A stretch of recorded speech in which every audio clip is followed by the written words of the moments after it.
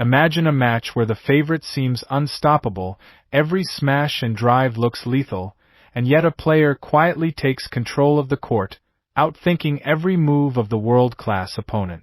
That's exactly what happened when Yushi Tanaka faced Anthony Sinisuka Ginting at the Swiss Open 2026.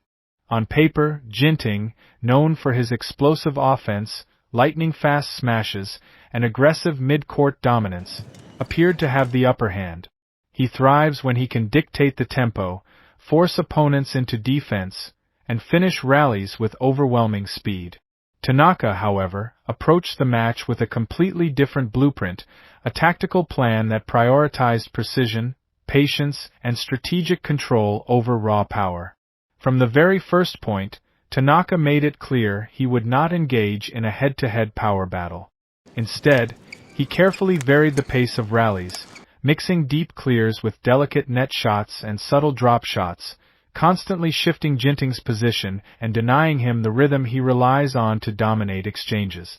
Every movement was calculated, designed to force Ginting to cover the entire court and to make him play on Tanaka's terms. As the match progressed, the tactical layers became even more evident. Tanaka frequently used cross-court placements to pull Ginting wide, and then quickly followed with a sharp net kill or an angled drop to the opposite side, exploiting Ginting's momentum and forcing him into awkward defensive positions. Whenever Ginting attempted to launch a fast mid-court attack, Tanaka subtly adjusted his footwork to create the perfect angle for interception, either pushing the shuttle back with a precise lift or redirecting it to a far corner. This constant manipulation of court geometry meant that Ginting was rarely in his preferred position to strike effectively, and the aggressive smashes that usually dominate his game were neutralized before they could gain pace. Tanaka's mastery of net play was another standout tactic. He executed delicate net lifts, soft pushes, and disguised pushes that forced Ginting to lift the shuttle repetitively, opening space at the backcourt.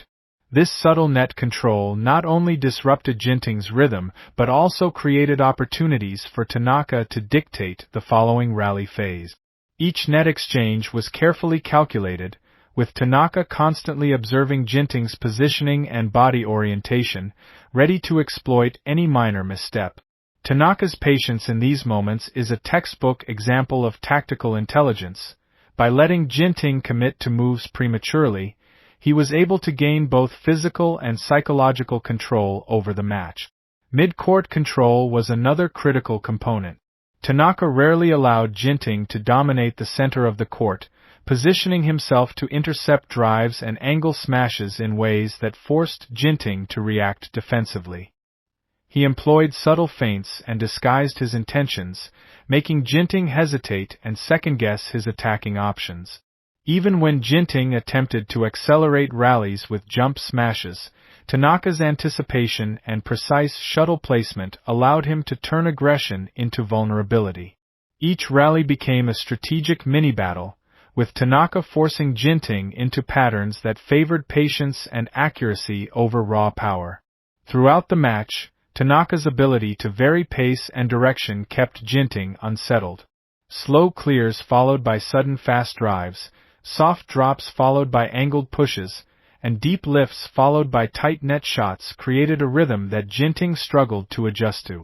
By controlling rally tempo, Tanaka ensured that Ginting was often reacting instead of initiating, reducing the opportunities for the Indonesian star to unleash his explosive attack. This approach not only minimized errors from Tanaka but also amplified errors from Ginting at crucial points in the game. Another layer of Tanaka's strategy was psychological.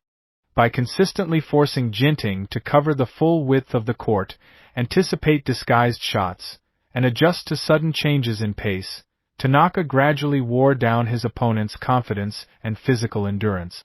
Each well-placed shuttle became a tactical statement, signaling that Ginting could not rely solely on strength or speed. He needed strategy and patience, areas where Tanaka had the edge. The match was as much mental as it was physical, with Tanaka demonstrating exceptional composure under pressure and the ability to control the tempo of the game even when Ginting attempted to dominate. Specific rallies provide clear examples of tactical mastery. In several extended exchanges, Tanaka began with a high lift to the backhand corner, followed by a quick cross-court drop, forcing Ginting to move rapidly from front to back and left to right. Then, instead of rushing, Tanaka would pause, observe Ginting's reaction, and exploit the slightest misalignment with a sharp angled shot to the opposite side. This repeated pattern of misdirection, pace variation, and court exploitation illustrates how strategic thinking can overpower raw athleticism. Tanaka also showed an impressive ability to read Ginting's preferred shots and intentions. By carefully observing the angle of Ginting's racket, body stance, and footwork during mid-court exchanges, Tanaka anticipated aggressive drives and jump smashes before they were executed, placing himself optimally for counterplay. This anticipation reduced the effectiveness of Ginting's power game and allowed Tanaka to maintain defensive stability while setting up offensive opportunities. What makes this match a masterclass in tactical badminton is that every choice Tanaka made had a purpose. He was not just reacting to Ginting. He was dictating play, choosing when to slow down rallies, when to accelerate them, and when to create openings. By controlling shuttle placement, rally tempo, mid-court positioning, and net dynamics, Tanaka transformed the game from a potential power duel into a strategic showcase, turning Ginting's strengths into weaknesses. In summary, the victory of Yushi Tanaka over Anthony Ginting at the Swiss Open 2026 is an exemplary case of tactical brilliance. It highlights the importance of pacing, shot selection, positional awareness, psychological control, and anticipation.